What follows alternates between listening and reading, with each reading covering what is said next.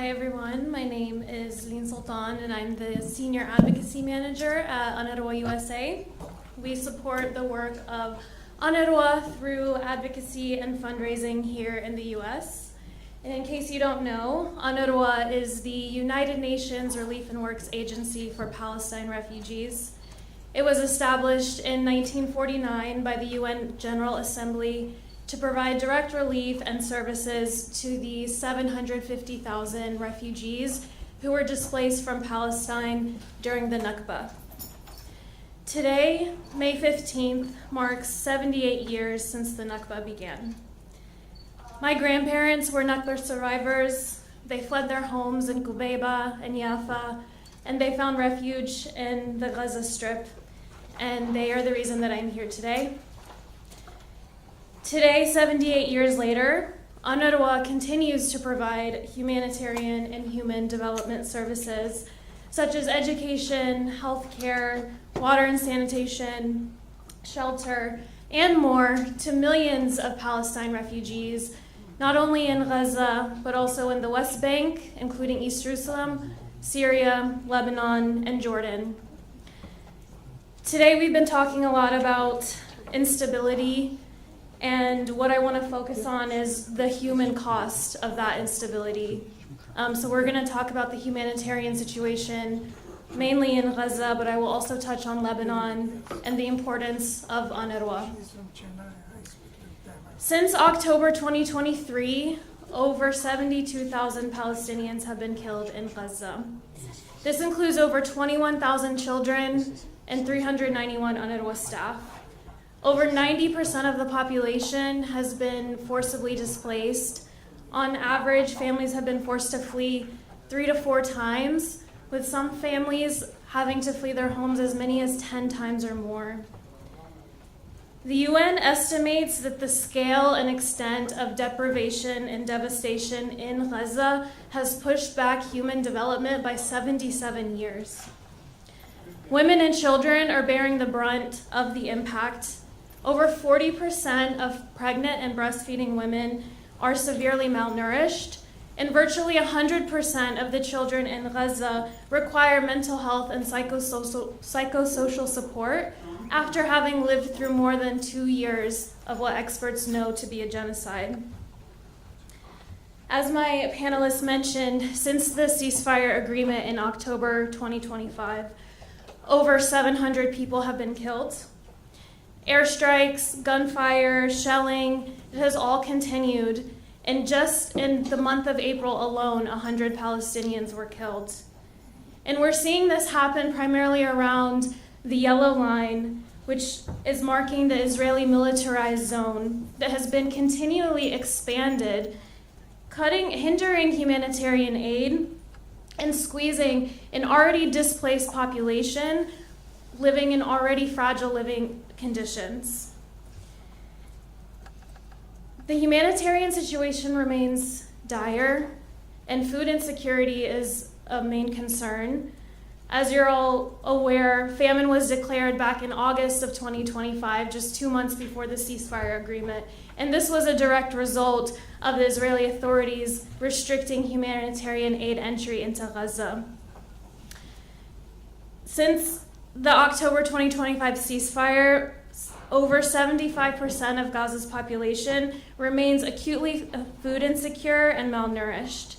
This ceasefire agreement required that 600 trucks enter the Gaza Strip per day, when in reality, what we're seeing is on average less than 100 trucks entering per day, and the majority of these trucks are commercial, carrying goods that are sold at exorbitant prices to an already displaced and impoverished population.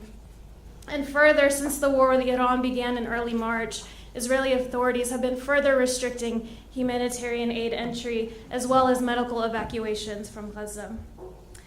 Right now, as we enter the warmer summer months, we're starting to see the spread of disease-carrying rodents and insects, driving a public health crisis.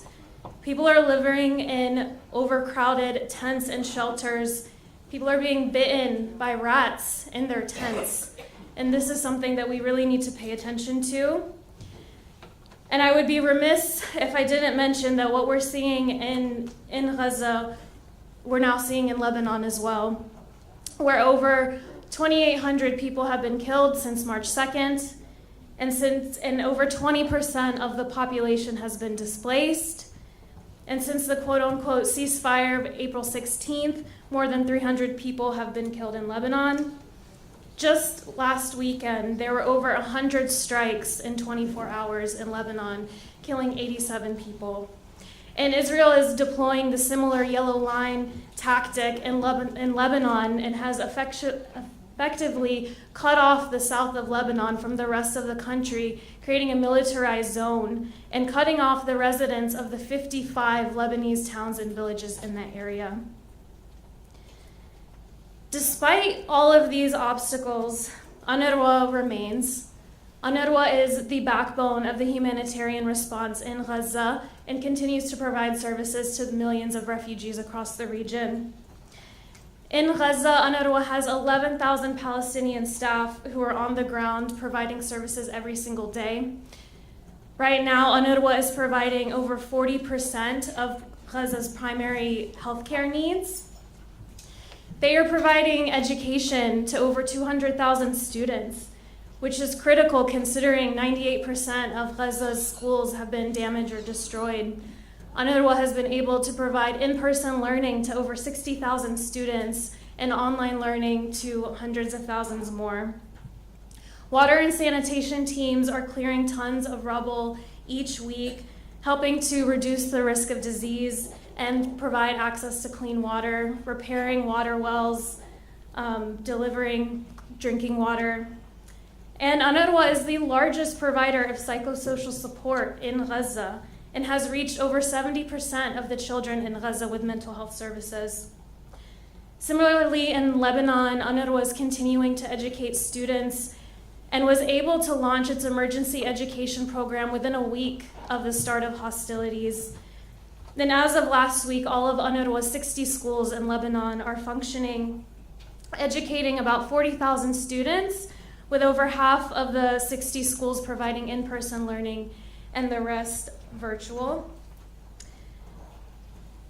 Shifting into the future, what I want to remind everyone is that UNRWA was established to protect the needs and the rights of Palestine refugees until a just and durable solution to their plight was reached.